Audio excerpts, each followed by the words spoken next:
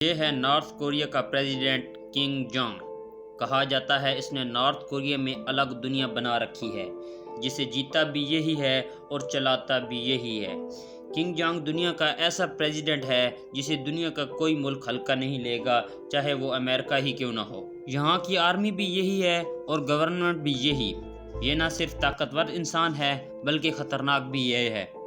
یہاں قانون بنانے والا بھی یہی ہے اور توڑنے والا بھی یہی۔ اس کے بنائے ہوئے لاء کو کسی نے توڑنے کی کوشش کی تو اس کی جان لینا اس کا پہلا مقصد ہوتا ہے، چاہے اس کا سگا انکل ہی کیوں نہ ہو یا سگا بھائی۔ جہان علم کی ویڈیوز میں ایک بار پھر سے خوش آمدید۔ نارتھ کوریا کے پریزیڈنٹ کنگ جونگ کا بڑا بھائی کم جونگ ہمیشہ سے ہی نارتھ کوریا کے خلاف آواز اٹھاتا رہا۔ 2003 میں اسے سزا کے طور پر ملک سے باہر بھیجا گیا اور وہ چائنا میں خاموشی سے اپنی زندگی گزر بسر کرتا رہا۔ اپنے بھائی کو ملک سے نکالنا کنگ جونگ کے لیے کوئی اچھا فیصلہ ثابت نہ ہوا۔ کنگ جونگ نارتھ کوریا کے سب سے بڑے امریکن ایجنسی CIA کا انفارمر بن چکا تھا اور ان کو انفارمیشن دیتا تھا۔ کنگ جونگ کو خطرہ تھا کہ امریکہ اسے مروا کر اس کے بھائی کو پریزیڈنٹ نہ بنا دے۔ یہ مسئلہ کنگ جونگ کے لیے بہت اہم مسئلہ بن چکا تھا۔ 2017 میں ایئرپورٹ پر کم جونگ نے اپنے بھائی کو مروانے کے لیے ایئرپورٹ پر بندے بھیجے اور ان بندوں نے اپنا کام پورا کیا اور کم جونگ کو ہلاک کر دیا، اور پھر پوری پلاننگ کے تحت ان آدمیوں کو ایئرپورٹ سے بھگا دیا گیا۔ اس حرکت کے بعد ملیشین پولیس حرکت میں آئی اور کنگ جونگ کے قاتلوں کو پکڑ لیا گیا۔ پولیس کا کہنا ہے ان قتل میں 4 لوگ شامل تھے۔ انہوں نے ملیشیا نارتھ کوریا ایجنسی میں پناہ لے رکھی تھی۔ اس واردات کے بعد ان 4 لوگوں کو بحفاظت نارتھ کوریا پہنچا دیا گیا۔ نارتھ کوریا پر کنگ فیملی پچھلے 80 سالوں سے راج کر رہی ہے۔ یہاں کنگ جونگ کی پاور اتنی زیادہ ہے کہ نارتھ کوریا میں پرندہ بھی پر نہیں مار سکتا۔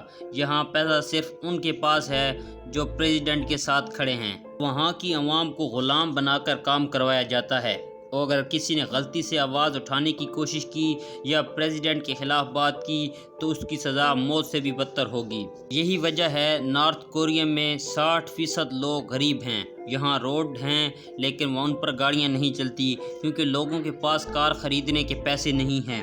یہاں نہ فیس بک، نہ واٹس ایپ، نہ یوٹیوب۔ یہاں سوشل میڈیا کا نام و نشان نہیں ہے۔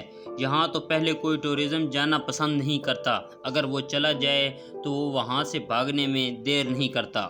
نارتھ کوریا میں میوزک، فلم، سانگز دیکھنا بھی جرم ہے۔ نارتھ کوریا میں انٹرنیشنل کال کرنا بھی جرم ہے۔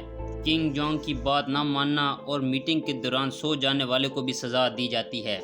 ایک میٹنگ کے درمیان ڈیفنس منسٹر کو نیند آئی اور اسی وقت اسے موت کے گھاٹ اتار دیا گیا۔ اس کے علاوہ نارتھ کوریا میں کسی نے غداری کی تو اس کے ماں باپ اس کے بچوں کو سزا دی جاتی ہے، کیونکہ کنگ جونگ کا ماننا ہے جس خون میں غداری ہو اس کی نسل کو مٹا کر میں دنیا کے لیے مثال قائم کروں گا۔